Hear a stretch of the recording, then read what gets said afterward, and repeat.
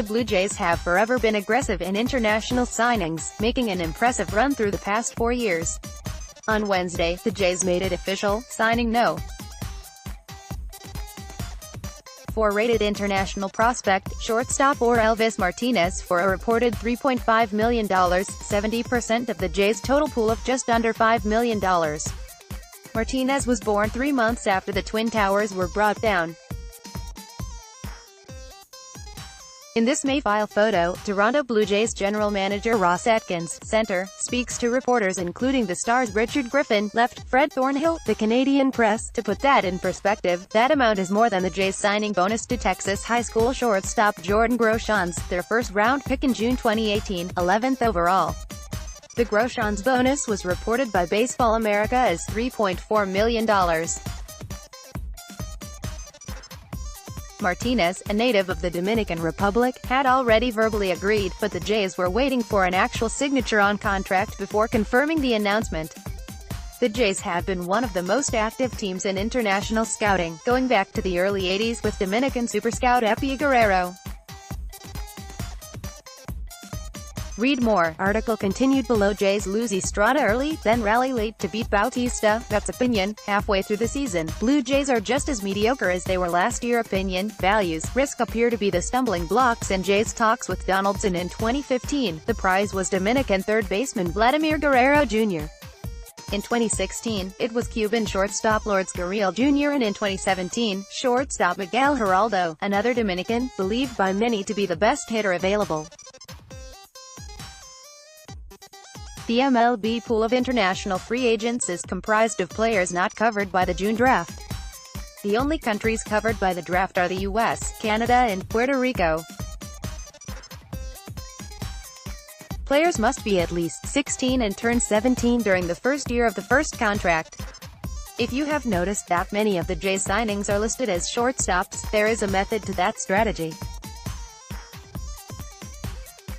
Even the trade that sent outfielder Steve Pearce to the Red Sox brought back a minor league shortstop, 23-year-old Santiago Espinal, who reported to Class A Dunedin, where another Jays top 30 prospect, Kevin Smith, was already patrolling the position. Never too many shortstops. The easiest answer is we're always looking to acquire the best talent available. Jays GM Ross Atkins said. Part of that is athleticism and versatility.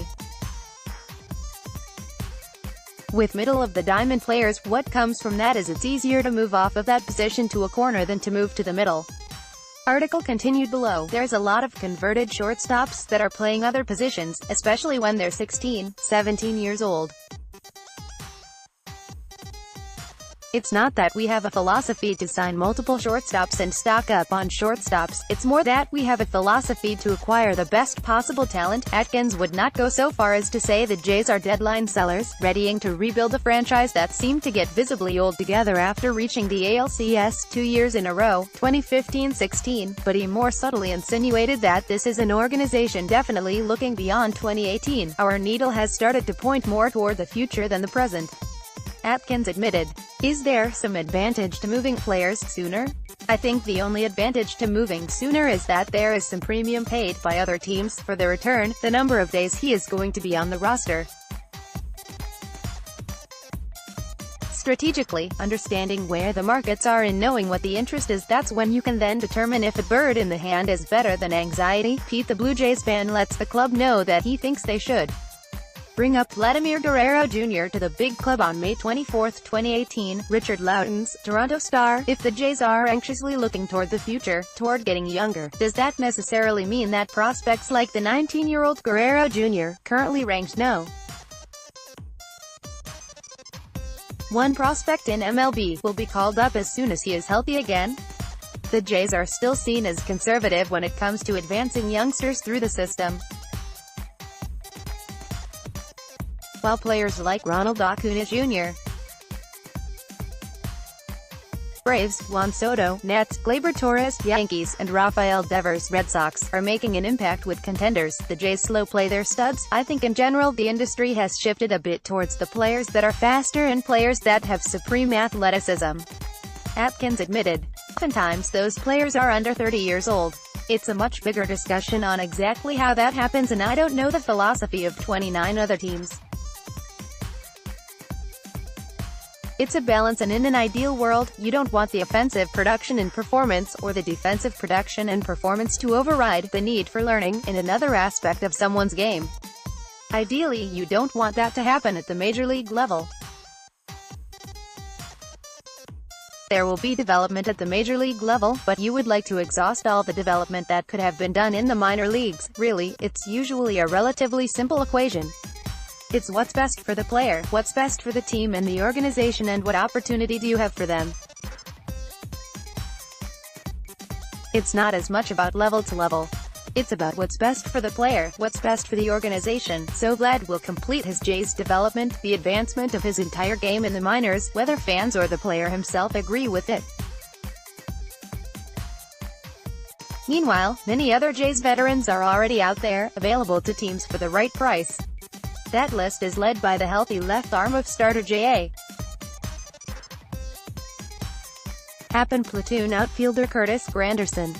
If Josh Donaldson regains his health before the end of July, there is a chance he might be available for prospects, but if it gets into August, the chances of Donaldson being moved to a contender likely disappear, at which point he will reach his free agency and receive a qualifying offer from the Jays.